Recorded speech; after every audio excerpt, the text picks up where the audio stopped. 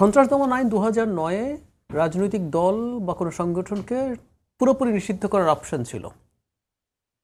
অন্তর্বর্তীকালীন সরকারের সময় যে কাজটা করা হলো সেটা হচ্ছে ওখানে একটা ধারা যুক্ত করা হলো, যেটার মাধ্যমে দল পুরো নিষিদ্ধ না করেও তার বিভিন্ন যে পলিটিক্যাল অ্যাক্টিভিটিস আছে, কার্যক্রমকে নিষিদ্ধ করা যায়। সো ওই জিনিসটার কারণেই এটা সংশোধিত হয়েছে, কিন্তু 2009 সালের আইন। এখন অধ্যাদেশটা পাস যেহেতু করা হয়েছে, তার মানে ওই ধারাটা এই আইনে সংযুক্ত আছে, যুক্ত করা হয়েছে। আচ্ছা, মানে আমরা যদি নর্মালি আইনটার কথা চিন্তা করি, একটা আইন একটা দলকে পুরো নিষিদ্ধ করে দিতে পারে, সেই তুলনায় কিন্তু এটা একটা সফটওয়্যার ধারা, তাই না? যে আপনি দলটার নিষিদ্ধ এখনো করছেন না, আপনি এই দলটার কর্মকাণ্ড বা কর্মসূচি, রাজনৈতিক কর্মসূচি নিষিদ্ধ করছেন, তুলনামূলকভাবে সফটওয়্যার। সো যে আইনে অনেক কঠোর একটা ধারা ছিল, সেখানে একটা সফটওয়্যার ধারা যোগ করা হয়েছে। আচ্ছা, ইন্টারিমের সময় কথাটা কি ছিল? আওয়ামী লীগের বিচার হবে আইসিটিতে।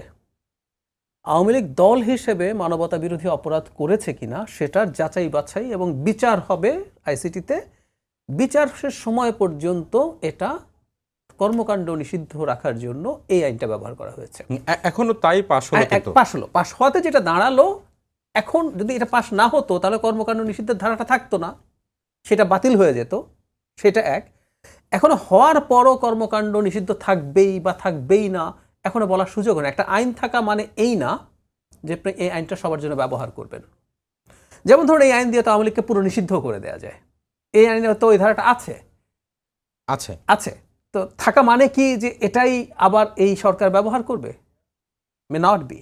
আপনি যে প্রশ্নটা তুলেছেন, এই প্রশ্নটা আসলে ভ্যালিড। এই প্রশ্নটা নিয়ে আলোচনা হয়েছে, যথেষ্টই হয়েছে, যে একটা দলকে এক্সিকিউটিভ ডিসিশন দিয়ে কোনো কিছু করা, সেটা পুরো নিষিদ্ধ হোক বা কর্মসূচি নিষিদ্ধ হোক, সেটা ঠিক কিনা সে আলাপটা আছে। সো বিএনপি আইনটা পাশ করার মাধ্যমে অন্তত এটা না করলে কিন্তু আওয়ামী লীগের নিষেধাজ্ঞা উঠে যেত।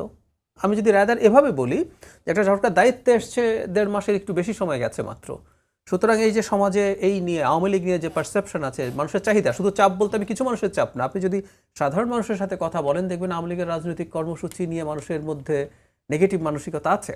সুতরাং আপনি এই মুহূর্তে এটা হলো, এটা হওয়ার মাধ্যমে নিষেধাজ্ঞাটা বহাল থাকলো, কিন্তু এর পরবর্তীতে এই সমাজে বা তাদের যদি ট্রায়াল শুরু হয়, সেই ট্রায়ালে নিশ্চয়ই আওয়ামী লীগ যদি তারা পার্টিসিপেট করে, তারা তাদের এই নিষেধাজ্ঞা তোলার ব্যাপারেও অ্যাপিল করতে পারে। সো সেই জিনিসগুলো এভাবে হতে পারে।